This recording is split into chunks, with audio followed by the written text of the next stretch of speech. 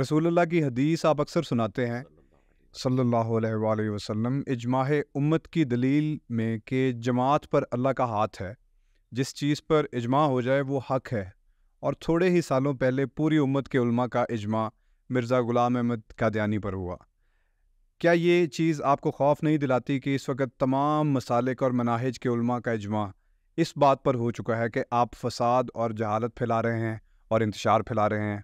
اور یہ ان کا سوال ہے۔ جی بہت، مجھے تو برا نہیں لگتا، مجھے تو یہ فل ٹاسک دیا انہوں نے۔ میں ان کو فرق بتا دیتا ہوں۔ پھر فرق یہ ہے کہ غلام احمد قادیانی دجال نے تو دعوی نبوت کیا تھا، اور جن لوگوں نے سوال بھیجا ہے چشتی رسول اللہ، تھانوی رسول اللہ، تو ان کے بزرگوں نے پڑھایا ہوا ہے۔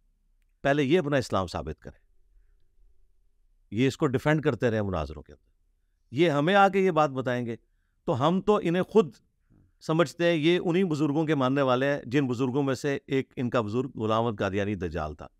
یہ ہمیں کیسے سوال کر سکتے ہیں؟ دوسری بات، اجماع امت کی بات ہوئی ہے، اجماع علماء کی بات نہیں ہوئی ہے۔ اوکے جی، اگر اجماع علماء کی بات کریں تو تمام نان بریلوی علماء کا اجماع ہے کہ بریلوی گمراہ فرقہ ہے۔ تمام نان دیوبندی علماء کا اجماع ہے کہ دیوبندی ایک گمراہ فرقہ ہے۔ تمام نان اہل حدیث علماء کا اجماع ہے کہ اہل حدیث ملکہ وکٹوریہ کی پیداوار ہے۔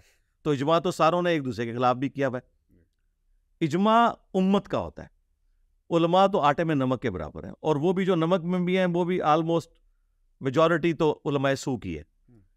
علماء کا حال یہ ہے کہ علماء تو اینک پہننے کو بھی بدعت سمجھتے تھے، علماء جو ہے وہ چین والی گھڑی کو بدعت سمجھتے تھے، اسپیکر کو بدعت سمجھتے تھے، کیمرہ کو حرام سمجھتے تھے، اور عوام اس وقت بھی کہتی تھی کہ اسپیکر میں کوئی حرج نہیں۔ اس کا مطلب ہے کہ عوام کا اجماع پہلے ہوتا ہے، علماء کو بعد میں سمجھ آتی ہے۔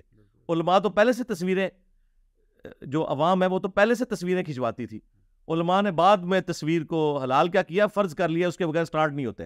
اس کا مطلب ہے کہ عوام کو پہلے بات سمجھ آتی ہے، علماء کو بعد میں۔ پریکٹیکلی تو ہم نے یہ دیکھا ہے، تو عوام کو بھی سمجھ آ گئی ہے کہ ہمارے علماء اور ہمارے بزرگوں نے ہمارے ساتھ دھوکہ کیا ہے۔ اسی وجہ سے بریلوی، دیوبندی، اہل حدیث، شیعہ عوام ہمارے اس پلیٹ فارم کے ذریعے رسول اللہ کے ساتھ جڑ گئی ہے۔